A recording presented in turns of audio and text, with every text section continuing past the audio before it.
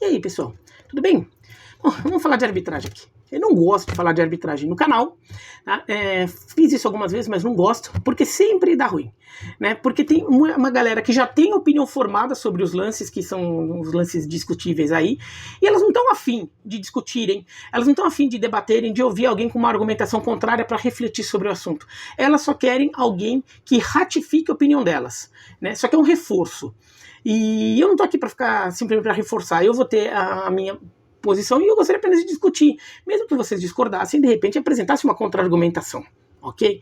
Mas assim, vamos lá, porque o assunto mais forte desta quinta-feira no futebol brasileiro é a arbitragem de Ceará 1, São Paulo 1 no Castelão.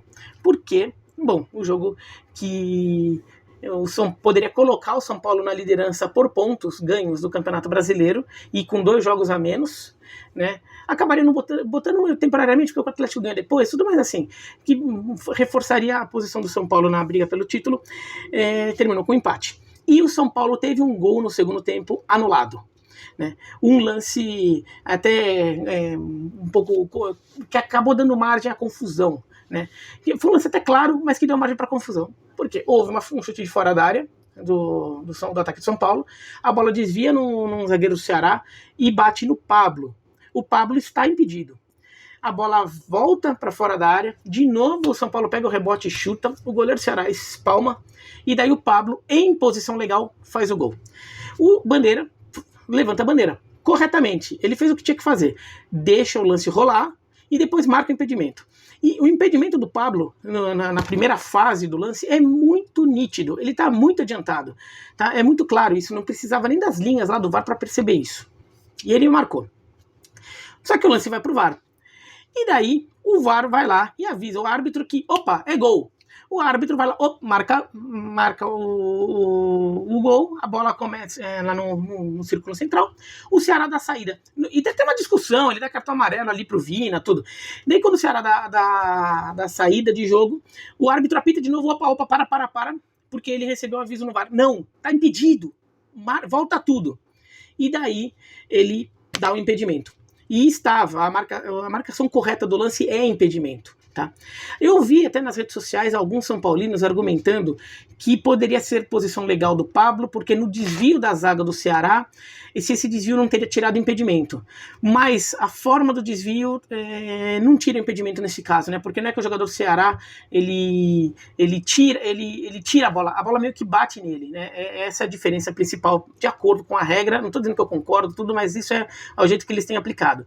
E mesmo o Raí e o Fernando Diniz, que reclamaram depois do jogo dessa marcação, eles não reclamaram disso, eles não usaram essa argumentação. Tá? Parece assim, não vou dizer que é o consenso, porque tem gente que discorda, mas em geral há um entendimento na maior parte das pessoas de que realmente o lance estava impedido. A questão é, pela regra, o VAR morre no momento em que o jogo é retomado. E quando o árbitro dá o reinício de jogo e o Ceará inclusive dá a saída de bola, o VAR acabou ali, o jogo recomeça e tem que continuar. Ele não pode mais parar e voltar atrás por 2 lances atrás. E foi o que aconteceu. O jogo retoma e ele para e volta atrás. Um erro claro de aplicação do VAR. E daí a gente vai lembrar de um jogo em que aconteceu algo muito semelhante a isso no começo do Brasileiro do ano passado, Botafogo e Palmeiras, em Brasília. Tem um lance em que o Daverson cai na área, o juiz marca simulação do Daverson. E de fato, quando você vê o lance inicialmente, parece que o Daverson se joga. Né? E daí o juiz dá simulação e dá cartão amarelo pro Daverson. E pronto, o jogo vai retomar. O árbitro ele faz um gesto com a mão, né, pro Gatito Fernandes já bater a falta, e daí no que o Gatito bate a falta, simulação, no que o Gatito bate, o árbitro, manda voltar, porque avisaram ele que foi pênalti. Daí ele vai ver, de fato há pênalti. O lance, quando você tem uma imagem por alto, até parece simulação, mas aí você vê um replay por trás, fica claro que há um pênalti no Daverson. O juiz volta atrás, dá o pênalti, o Palmeiras faz o gol e vence por 1-0. Esse foi o lance do jogo. Né? E o Palmeiras era líder do Campeonato Brasileiro na época, então era um jogo importante ali na tabela. Esse jogo vai para a justiça, o Botafogo vai reclamar desse jogo. E No final das contas, o placar desse jogo ele não é considerado, né? Você vê que o jogo fica fora da tabela de classificação do campeonato, é como se aquele jogo não tivesse acontecido, até que o resultado fosse confirmado pela Justiça Desportiva ou que a Justiça mandasse fazer de novo o jogo. No final das contas, a Justiça confirma o resultado do jogo, e daí o resultado começa a aparecer nas tabelas do campeonato ali, dos jornais, revistas, sites, sei lá, de onde for, né? Porque não estava somando, né? E o Palmeiras ficou com a vitória. Tá? Esse caso é muito semelhante. Tem uma pequena diferença, que é o apito. E isso pode fazer uma grande diferença lá no final. Tá? Não a diferença do ponto de vista jurídico. Primeiro eu vou falar do ponto de vista do que eu considero justo, do que é justo. Tá? Não é do que é o juridicamente correto. O juridicamente correto deixa para os advogados, porque no final das contas é isso que vai decidir. Então, inclusive, não estou falando nem qualquer decisão que a Justiça Desportiva tem que tomar para esse caso o jogo vá para a Justiça Desportiva. Isso ainda não... Tudo indica que vai acontecer isso, mas ainda não aconteceu oficialmente, pelo menos não no momento que eu gravo esse vídeo. Tá? Mas, do ponto de vista da justiça, para mim, a gente tem um erro claro aí. A gente só tem que adivinhar a gente só tem que escolher qual o erro que a gente fica. A gente tem um erro de procedimento, né? Houve um erro, um desrespeito à regra, um não cumprimento de regra, ao se aplicar o VAR da forma errada, ou seja, aplicar o VAR retroativo, que não é permitido pela regra, ou você fica com um erro de regra, com um pênalti mal marcado, um pênalti não marcado, foi o caso do Botafogo e Palmeiras, ou com um gol mal dado, que foi o caso do São Paulo e Ceará. Então você tem dois erros ali. De qualquer forma, um erro vai acontecer. Tá? Se você deixa o jogo rolar, se você anula o jogo, você não deixa o erro de procedimento do uso do VAR, que é um erro da regra, um erro de uso da regra, você deixa esse erro não existe mais. Só que você fica com o erro de campo, né? Porque a regra de campo, a regra de jogo foi aplicada corretamente, mas você invalida ela. Ou você fica com o erro, você apaga o erro do campo, né, que foi o que aconteceu nos dois lances, né? Quando o VAR volta, ele apaga o erro de campo, ele não deixa que uma marcação incorreta prevaleça, mas você deixa o erro de procedimento. Para escolher entre um e outro, eu prefiro que o erro de campo não exista. Porque o jogo jogado no jogo jogado não foi gol do São Paulo. No jogo jogado foi pênalti no Daverson. Tá? Então aquilo que, para mim, do ponto de vista da justiça, o que é justo, não o que é correto juridicamente, tá? O que é justo acontecer seria ficar como ficou, tanto no Botafogo e Palmeiras, que ficou 1-0 pro Palmeiras, quanto nesse 1-1 de Ceará e São Paulo. Porque a justiça de campo é essa, né? Você tá deixando que... Não, você tá respeitando o que aconteceu no campo. O que aconteceu no campo o Pablo estava impedido. O que aconteceu no campo o Daverson sofreu um pênalti. Tá? Agora tem a questão da aplicação da regra, que daí só que daí você vai conviver com aquele erro. O que você faz com o erro da aplicação do VAR? Então agora os árbitros podem fazer o que bem entendem, então. Não podem fazer o que bem entendem.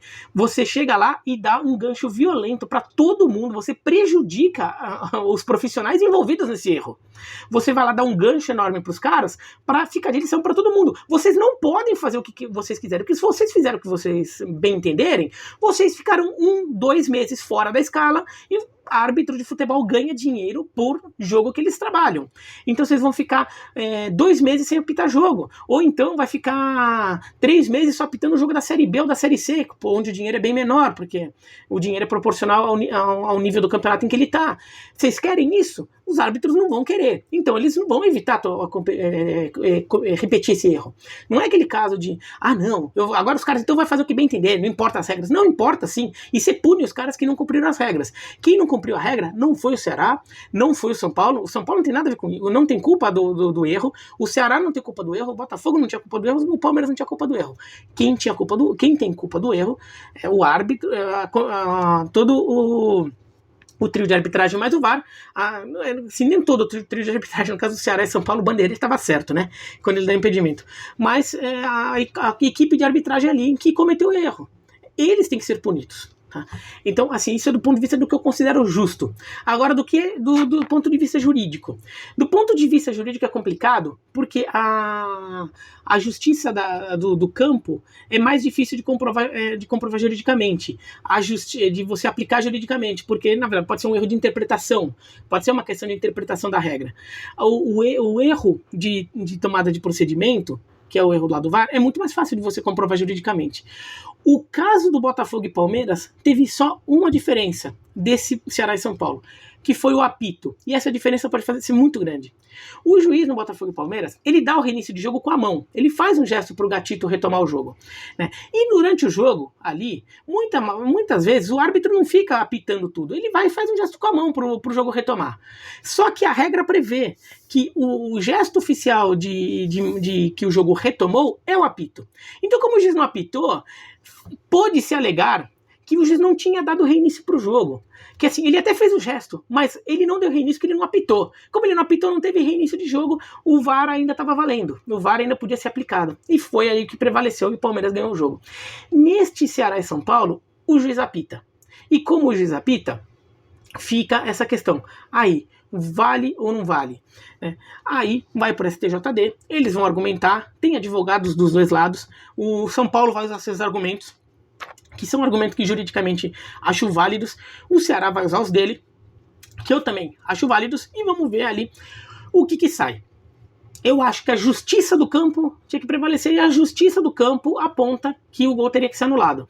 E no final das contas eu prefiro um erro de procedimento para chegar a uma decisão correta do que ficar preservando o procedimento, mesmo que tenha que passar por cima do que aconteceu em campo. Agora, isso é uma questão do que é justo. A justiça não é o que é justo não é necessariamente o que a justiça tem que acabar decidindo do ponto de vista da lei, porque do ponto de vista da lei tem a questão do procedimento.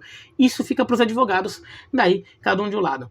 Eu vi alguns amigos são paulinos até escrevendo muito no Twitter na noite dessa quarta-feira, até defendendo que o São Paulo deixasse passar, porque defendendo que não, no final das contas, eu prefiro que o VAR erre do que ganhar roubado, do que forçar, do que alguma coisa assim. Eu vi muitos amigos são paulinos defendendo essa tese, que eu até concordo com ela. Agora, eu também, por mais que eu, do ponto de vista da ética, tudo, não acho a coisa mais legal do mundo, do ponto de vista da lei, está correto. Então, eu também não vou condenar completamente a diretoria de São Paulo por entrar na justiça, se ela entrar na justiça. Por quê? A diretoria de São Paulo está num processo, o São Paulo está brigando pelo título. A diretoria de São Paulo está num processo eleitoral ali em que ela tem interesses em querer mostrar serviço. Tá? E um eventual título do Brasileiro poderia ser o único título dessa gestão.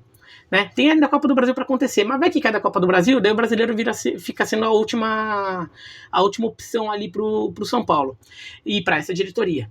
Então a diretoria vai querer mostrar serviço. E uma parte grande da torcida do São Paulo tá se sentindo indignada com a situação e quer que o jogo seja anulado e seja refeito. Né? E usando aquele argumento, e se o São Paulo perde o título por 1 ponto? Né? Será que ter a chance de ganhar do Ceará e ganhar 3 pontos ao invés de 1 não daria o título? Então esse argumento vai ser usado. Não é o que eu acho justo. Tá? Do ponto de vista da ética, eu até tomaria a mesma posição que esses meus amigos são paulinos de achar que São Paulo não devesse entrar.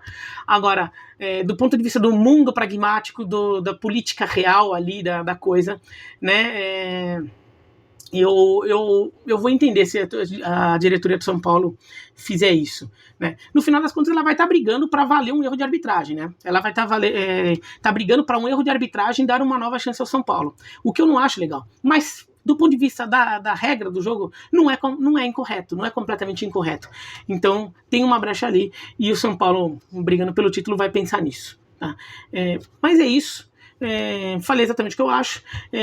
Alguns que têm uma posição talvez mais radical sobre o assunto talvez até se incomodem com a minha posição não ser radical, apesar de eu deixar claro o que eu acho que deveria acontecer, mas o mundo real não é exatamente o que eu acho, né? O mundo na prática, tá?